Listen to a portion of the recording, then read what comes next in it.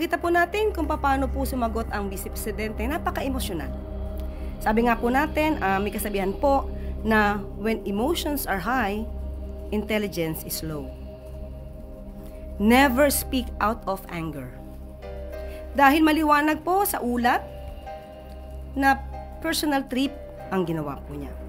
At hindi natin kino-question. Ang sabi po natin noong nakaraan ay it's her choice.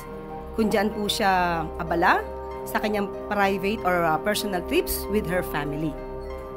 Pero hindi po niya kasi ibinunyag na gagawa siya di umano ng official functions.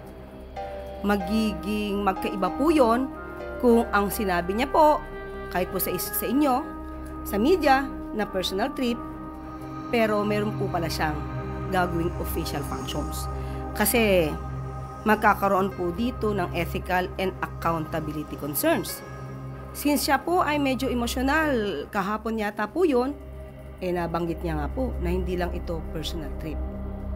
So, ang tanong natin, kung hindi to personal trip, sana ay naging tapat siya sa pagsasabi kung ano ba ang dahilan ng kanyang pagpunta sa Australia at hindi naman ito tututulan ng administrasyon.